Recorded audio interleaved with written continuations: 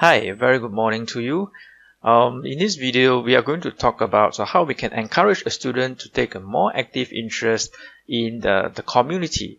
My name is Darren Chow, and I'm the English tutor from EnglishTution.org.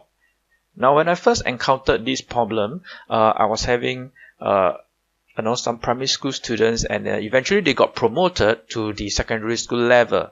And I started to teach them the O-level syllabus, okay, to teach them about writing, how to write essays now instead of compositions.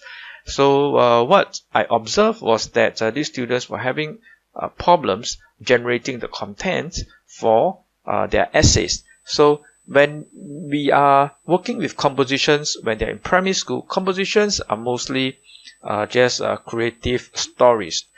As long as you use your creativity and use some imagination, you should be able to write a decent or write a high quality composition. But when it comes to secondary school level, just using creativity is not enough, right? Sometimes you may run into say a discursive essays or argumentative essays where you may need to support your arguments or your points with some materials. So you can't very well do that, if you just have zero knowledge in your head. And so what I proceeded to do was to try to incorporate some newspaper articles reading from the newspapers, and I think you can do the same. I used the forum section. Now, initially, I started out by just suggesting to them, why don't you go back and do this on your own? Because after all, excuse me, after all, most students have the smartphones. Okay, when they reach the secondary level, the parents just will trust them with a phone. And in any case, most schools nowadays, they use the smartphones to communicate with the students. So they have access to the smartphone, and because they have access to the smartphone, that essentially means that they have access to news.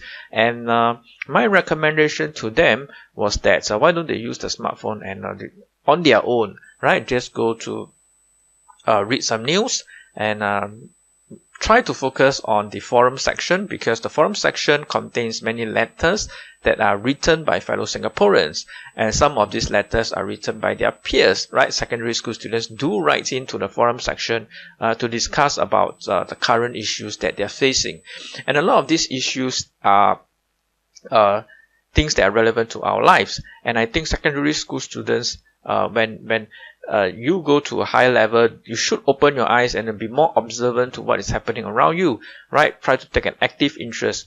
And this is not just for academic exam purposes. I think in general, in a more general sense, it's always good, to be observant and to learn more about what is happening around you. Because eventually, when you want to become a mature adult, you want to be in a position where you make informed decisions, right? And you can't make informed decisions when you have zero knowledge in your head. So that's what I started out recommending to the students. And what I found was that the students, when they go back after tuition, most of them do very little of the work, right? So they already have school homework to contend with. They already have to cope with the tuition homework. There's so much on their plate that this so-called optional task that was recommended to them just kind of falls off the plate. So it falls off the radar, and after a few weeks and a few months, I asked them, right, so who has been reading the news on their own? And over 90% of them told me that, who has the time? No, I just don't have the habits of going to read the news. Apparently this sounds like some kind of adult activity. And so I realized that my advice is not effective at all.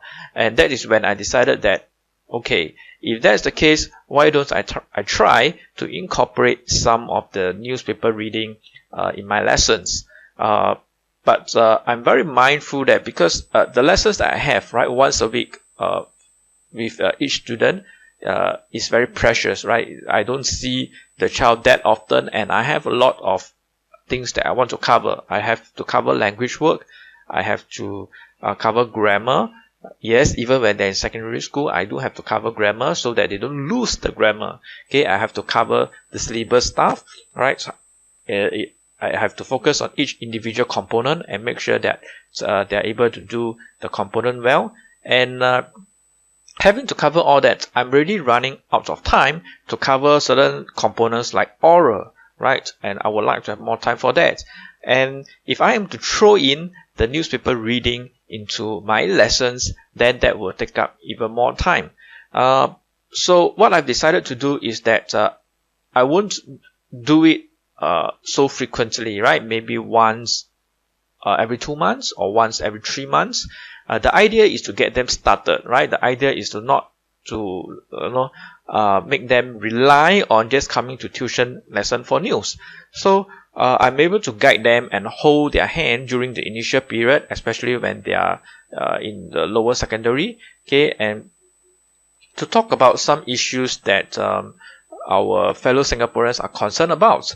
So what I will do is I will print out some of the articles from the newspapers, and then we do a discussion based on it, and I will point out certain important points, okay, and I will not only that, right, I will also continue to do language work with them, so that to save more time, so I don't have to conduct separate sessions, one session on essay discussion and then one session on language. So we are doing all that at the same time.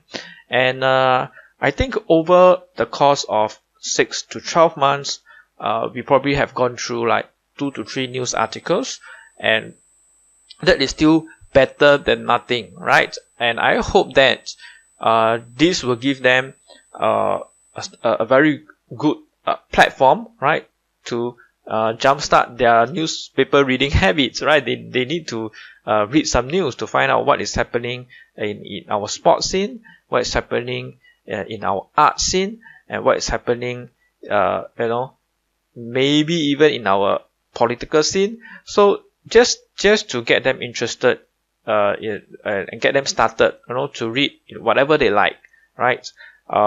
Of course, the topics that I pick are always relevant to the syllabus, right? And sometimes I pick multiple articles so that during, in one session, we are able to cover a bit more ground.